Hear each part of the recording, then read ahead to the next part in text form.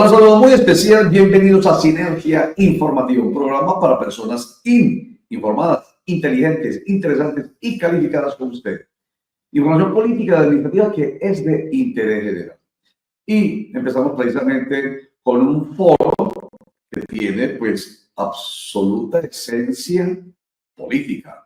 Un foro que ha organizado el senador de la República, Nicolás Albeiro Echeverri Alvarado.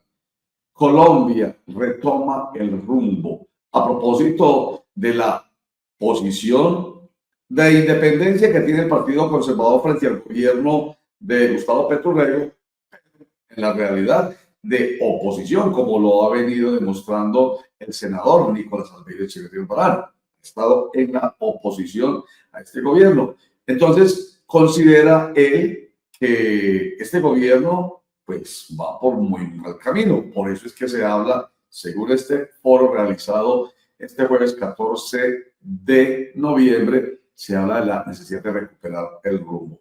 Para ello se invitó al ex ministro de Hacienda, Mauricio Cárdenas Santamaría, a la directora en Antioquia de ACOPI, María Eugenia Ospina, al expresidente del Senado, Juan Diego Gómez, y a el representante a la Cámara, también por el Partido Conservador, Andrés Felipe Jiménez.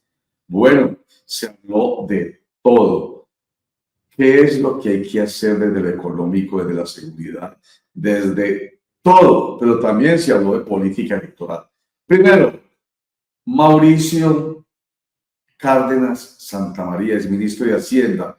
Según él, ¿cuál es el camino que se debe andar para recuperar el rumbo en Colombia? En un momento muy difícil, necesitamos retomar el rumbo. El país necesita más seguridad, eso significa terminar la política de paz total. Necesita más confianza entre los empresarios, eso significa dejar de introducir las reformas que cambian las reglas de juego y que tienen acorralada la inversión privada. Esos son los dos elementos que nos van a permitir recuperar la prosperidad de Colombia.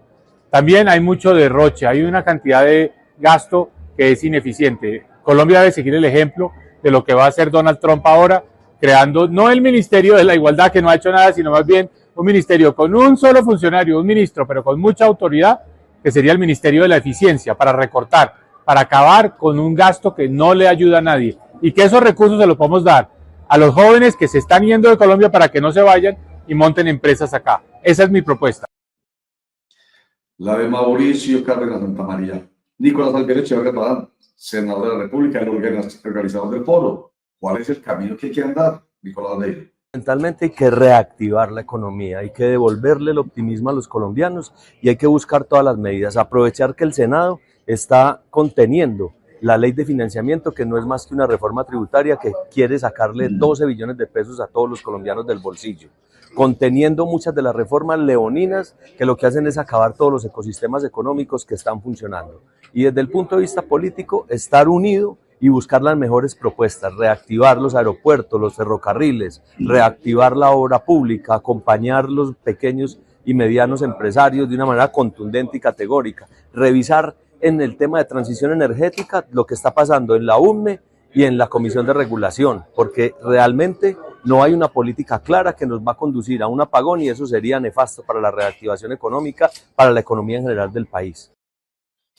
María Eugenia Ospina es la presidenta de la Junta Directiva de ACOPI Nacional y directora ejecutiva de ACOPI en Antioquia. Ella pues no estuvo, digamos, inmersa en los temas políticos propiamente, que sí fueron, digamos, el espíritu de este foro en esencia, ese fue el espíritu político. Sin embargo, habla de la necesidad de que los gobiernos, y no se refirió solamente a este gobierno, el de Gustavo Petro, sino que un poco también se refirió al de Iván Duque, a propósito de la necesidad de una reactivación económica y empresarial después de la pandemia del COVID-19. En fin, y de otros gobiernos, ella ha dicho, nosotros, los micro, pequeños y medianos empresarios, no hemos sido muy escuchados. Aquí se le presta más atención, pues lo que yo entendí, a ese 0.3% de las grandes empresas que conforman las grandes empresas en el país. Y no parece, no se escucha mucho ese 99.7%, que es el porcentaje grandísimo, como ustedes ven, que representan las micro, pequeñas y medianas empresas. Hay que hablar, tienen que hablar los empresarios, dice la directora de COPI en Antioquia. El país representa el 99.7% del tejido empresarial y genera más del 80% del empleo formal. ¿Cómo Colombia retoma el rumbo? Cuando los empresarios hablen, los empresarios tenemos que hablar, los empresarios tenemos que entrar en la reflexión y en la construcción de país, tenemos que hacer nuestros aportes, porque nosotros somos los empresarios del país. Y Juan Diego Gómez Jiménez, expresidente del Congreso de la República y colíder del Movimiento Conservador de Vida con Nicolás Albeiro Echeverri Albarán, también tiene claridad sobre cuál es el rumbo que debe, digo yo, caminarse para recuperar a Colombia. Agradecimiento muy especial a Biotank y a todos los organizadores de este foro, un espacio de deliberación en el que buscamos desde todos los puntos de vista, con el pensamiento que tenemos los antioqueños sobre el actual gobierno del presidente Gustavo Petro y obviamente las voces de unidad, un esfuerzo que tenemos que hacer todos los antioqueños, los empresarios, todas las personas que estamos en el sector político, dejar los egos a un lado y buscar la unidad por el bien del país. Unidad, palabra que se utilizó bastante en este foro y que ahorita vamos a escuchar en desarrollo en lo que nos diga el exministro Mauricio Cárdenas, porque primero escuchemos al representante a la Cámara, también por el Partido Conservador, por supuesto, Andrés Felipe Jiménez, hablando de la seguridad como un elemento fundamental, como el que se necesita en este país para recuperar el rumbo. De cara al próximo cuatrienio que tenemos en el país, principalmente debemos enfocarnos en retomar la seguridad en muchas de nuestras regiones del país. Lastimosamente, la paz total que ha propuesto el gobierno del presidente Petro ha estado completamente desdibujada en todos los sectores. Los ejes al fuego bilaterales lo único que han servido en muchos de los casos es para fortalecer estas estructuras criminales que lejos de querer hacer la paz están, la mayoría, no hay ninguna voluntad de paz en todas. Y sobre todo, recomponer el tema del proceso de paz. Ha sido un error garrafal abordar un proceso de paz con tantos actores. La línea debería ser, primero, mano firme contra las estructuras criminales como se había venido teniendo en muchos de los gobiernos, y dos, abordar un proceso de paz con uno, máximo dos actores, y segundo, replantear la figura de los gestores de paz. Para las víctimas y para todos los colombianos es una afrenta. No puede ser que se premie a muchas de las personas que no han pagado por sus crímenes con una gestoría de paz y lejos estarían de hacer el proceso en muchos de los casos. Aquí en Antioquia nos pasó un ejemplo con varios militantes y varios excombatientes de las FARC que los pararon en una caravana y al otro día con un nombramiento como gestores de paz, pues se les suspendió su orden de captura. Entonces, ese es fundamental para lo que se viene de cara al país, que creo que el próximo presidente se va a enfrentar con un gobierno muy difícil y con unas estructuras al margen de la ley y grupos criminales muy fortalecidos.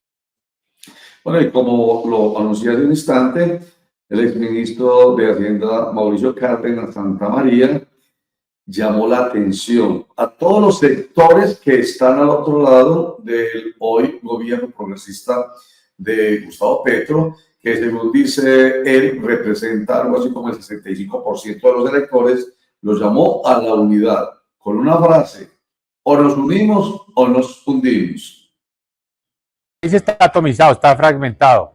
Hay un 30-35% del electorado que apoya al presidente, pero el 70-65% restante, que es la mayoría de colombianos, está dividido. Necesitamos unirnos, unidad. El país no se puede gobernar para unos. El país no se puede gobernar sobre la base de la división. El país se tiene que gobernar sobre la base de un propósito nacional, el bienestar de todos.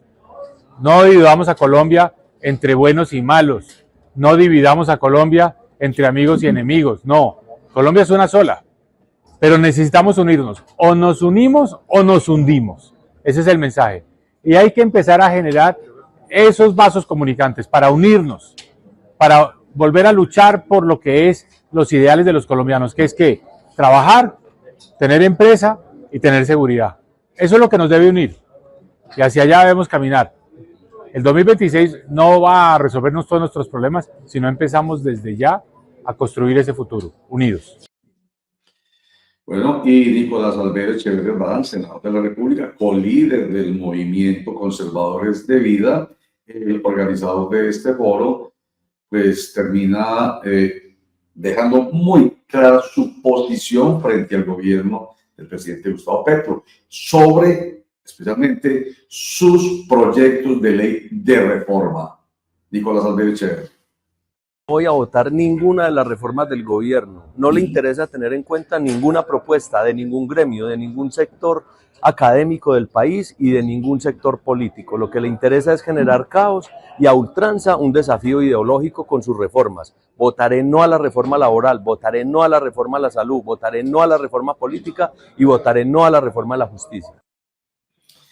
En fin, ahí está pues el foro que ha realizado el Partido Conservador en cabeza de Nicolás Albedo Echeverría Barán y Juan Diego Gómez Jiménez, quienes son colíderes del movimiento Conservadores de Vida, con la intención de cuál es el rumbo que lleva hoy Colombia.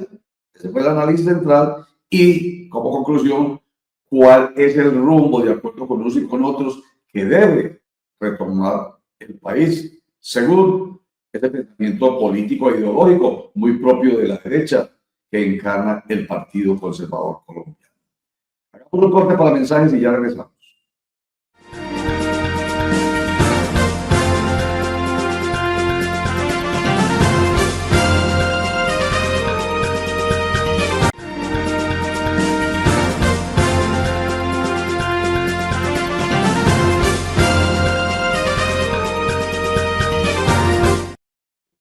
Nos recordemos que el gobernador de Antioquia, Andrés Julián Rendón, ha pensado en un proyecto de ordenanza que le permita, si se lo aprueba la Asamblea, por supuesto, hacer un cobro con la aquiescencia de EPM, un cobro de una tarifa superior en las cuentas de servicio de energía para los estratos 4, 5 y 6. Para sectores comerciales y empresariales y también para sectores oficiales. Ello con la intención de recoger una plática que sirva para la seguridad en el departamento. Por supuesto, esto ha levantado toda clase de polémicas, ¿cierto? Inicialmente, incluso la Asamblea Departamental de Antioquia estuvo en contra del proyecto de ordenanza, pero luego, al decir de nuestro invitado en Clicracia del canal .co y de Ultrahit Televisión, Manuel García, diputado de Antioquia, parece que las cargas se movieron a su favor porque insistirá en el proyecto de ordenanza. ¿Qué le significa esto a Manuel García, diputado de Antioquia? Pues que existen varias dolencias en materia de seguridad, en lo personal y como representante del pacto histórico al interior de la corporación, sabemos la importancia que tiene, claro que sí, la seguridad para una democracia, para el país, para el departamento, pero no compartimos que se pretenda castigar el bolsillo de los antioqueños y antioqueñas en algo tan sensible como el recibo de energía y que el señor gobernador y su gabinete debería explorar otras alternativas diferentes para buscar esta financiación. Entonces, sentimos, no sé si fue que cambió el ambiente político, no sabemos si fue que el señor gobernador ya recompuso, habló con todos los diputados, la coalición de gobierno que él tiene en la Asamblea y cree que tiene los votos para que esto pase. Nosotros de salida de tajo, desde la oposición, le vamos a decir no a esta iniciativa y la vamos a sustentar delante del pueblo antioqueño y ante el gobierno departamental. Está convencido el diputado García que no hay en la opinión antioqueña un buen ambiente. Entonces, recuerda aquí precisamente que hasta el sector privado, que es muy cercano al gobierno departamental, dice no. Incluso en Itagüí, tanto el alcalde Diego Torres, como el funcionario empresarial de este municipio del sur del Valle de Aburrá, dicen, no, nos oponemos a esa propuesta del gobernador de Antioquia. Ejemplo, el presidente de Intergremial Antioquia, si mal no recuerdo, un doctor de apellido Posada. Y nosotros escuchamos ahí en la corporación cómo él, como representante de los empresarios, estuvo gente de la ANDI, en fin, no están de acuerdo con el incremento de la tarifa, pues claro, porque es que los va a castigar directamente a las empresas, va a castigar directamente a los negocios, no solamente a las pequeñas y medianas empresas, sino también, ejemplo, a las panaderías, en fin, que tienen que llega a la tarifa comercial. Entonces, nosotros le decimos al gobernador, hombre, señor gobernador, con todo respeto, explore otras alternativas. Ejemplo, ¿qué pasa con el chance en Antioquia? Pues es que una cosa es ir a hacer un chance y otra cosa muy diferente es un recibo de energía el mercado de una familia, ¿verdad? Que son gastos prácticamente fijos y que son transversales en la economía familiar. Por ejemplo, ¿qué pasa con la FLA?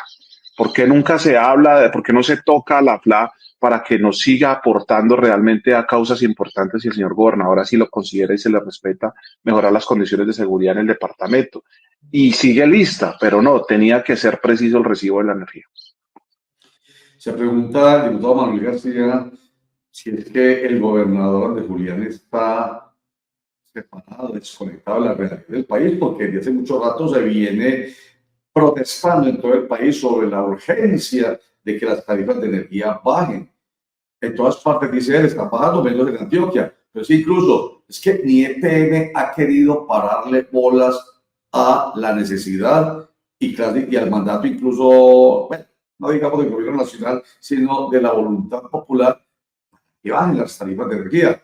Aquí está la explicación que da el diputado. Se le dijo ahí delante en EPM, en un desayuno de trabajo al gerente general y a su equipo de gobierno corporativo, que hasta cuándo esas tarifas cada día al alza de energía, y nos argumentaron de manera muy gaseosa que es que el gobierno nacional en X o en Y no había cumplido y que por eso ellos desatendían esa orientación. Discutible, respetable pero discutible los argumentos que nos esgrimió el gerente general de EPM, porque vemos que en otros departamentos sí se puede, en Antioquia no se ha podido. Bueno, vamos a estar muy atentos a ver cuál es el avance de esta propuesta del gobernador de Antioquia, un incremento en la tarifa de energía para que con esa sobretasa se puedan pagar algunas propuestas para mejorar la seguridad en Antioquia. Corte para mensajes, ya regresamos.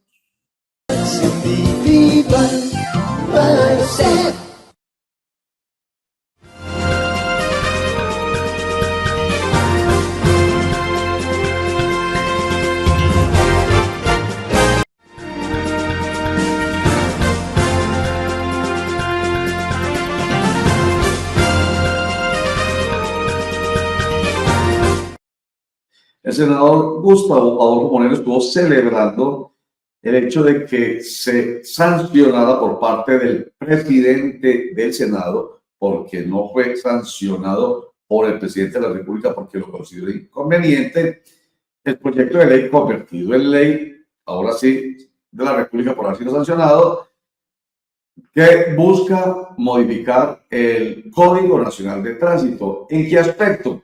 En el que tiene que ver con que ya no podrán en el país ninguna de las autoridades de tránsito inmovilizar las motocicletas. ¿Por qué? ¿Qué es lo que celebra el senador Moreno? Germán Guerrero, abogado.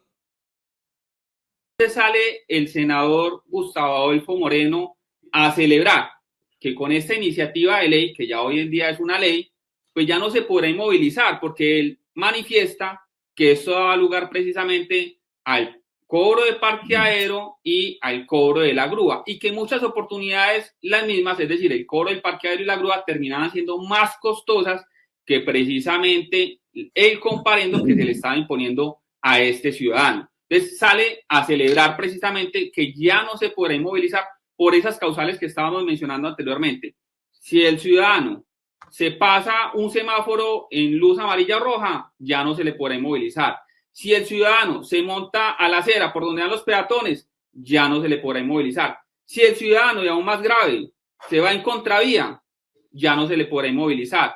Entonces, un montón de cosas que para los ojos de muchos televidentes podrán ser plausibles, pero que cuando uno va y mira, realmente es un populismo legislativo, porque vale la pena precisar que estamos ya a puertas de nuevas elecciones y entonces terminan desvirtuando un poco la naturaleza precisamente del Código Nacional de Tránsito, que busca es prevenir las contravenciones. Y aquí lo que estamos viendo es como un abanderamiento precisamente a que las contravenciones se cometan y que no hayan grandes sanciones precisamente para las personas que cometen ese tipo de contravenciones. Bueno, contravenciones cometidas por motociclistas. Bueno, y no podrían entonces los propietarios y conductores de carros invocar el derecho constitucional fundamental de la igualdad. Un abogado entra a revisar una ley, siempre se va a ir a analizar el espíritu, lo que llaman el espíritu de la norma, es decir, por qué se creó, con qué finalidad se creó esa norma. Y evidentemente, según lo que está manifestando precisamente el mismo ponente, el senador Gustavo Adolfo Moreno, es que precisamente se dé lugar a la posibilidad de que las personas que tienen ese vehículo como una herramienta de trabajo, pues que no sean inmovilizadas esas herramientas de trabajo, por lo que tanto entonces se podría pensar que más adelante también los conductores de carros puedan hacer ese tipo de solicitudes. Por ejemplo, la gente que conduce mulas, esta gente también está devengando precisamente su actividad económica. Ellos tienen estos vehículos, se transportan mercancía a nivel país, y entonces si cometen una infracción, evidentemente con toda esta carga, pues también tendrían entonces el mismo derecho. ¿Por qué? Porque están trabajando. Entonces, si a ese punto lo ponemos, pues desde el principio de la igualdad debería ser en la... Y los taxistas y los de las aplicaciones, en fin. La mesa directiva de la Asamblea Departamental de Antioquia para el año 2025 ya está conformada. Verónica Arango, presidenta. Walter Salas, vicepresidente segundo, y Mateo Salazar, vicepresidente primero. Verónica Arango, muy agradecida con sus compañeros de la Duma. Darle las gracias a todos mis compañeros de la Asamblea Departamental por el voto de confianza para que sea su presidenta para el año 2025. Quiero decirle a todos los antioqueños que acá tendrán un presidente dispuesto a que tengamos sesiones descentralizadas en la Asamblea para seguirlos escuchando y tramitando todos sus dolores y quejas, pero de manera efectiva y eficiente. Agradecerles también a todos mis colaboradores, al equipo de trabajo y a todos los colaboradores de la Asamblea Departamental, porque estoy segura que vamos a hacer un trabajo mancomunado y con mucho esfuerzo y dedicación por todos los antioqueños. Y Walter Salas, vicepresidente segundo, también muy agradecido. Cargo de vicepresidente segundo de esta honorable corporación, con la responsabilidad que esto amerita y la confianza que el pueblo antioqueño y ustedes nos han expresado. Yo nací y crecí en la subregión del Urabá antioqueño, en una finca bananera, y me crié en los sectores populares de esta subregión. Por eso, en un ejercicio absolutamente consciente, decidimos postular nuestra hoja de vida para la Asamblea Departamental de Antioquia. Quiero seguir uniendo mi voz por defender a los campesinos del departamento, porque Antioquia sea un departamento productivo y competitivo. Defender la biodiversidad de nuestro departamento, comprender que nosotros necesitamos trabajar por la justicia ambiental, pero seguir defendiendo aquellas causas como la educación son sumamente importantes. Por eso hemos dado una batalla por defender la educación superior pública desde esta corporación, seguir trabajando por esa lucha frontal en contra de la corrupción. Muchísimas gracias a todos, los representaremos con todo el orgullo, con todo el decoro desde esta mesa directiva. Seguiremos trabajando con toda por Antioquia. Muchísimas gracias. Felicitaciones, diputados, y mucha suerte por el bienestar de todos los antioqueños. Muchísimas gracias. Chao.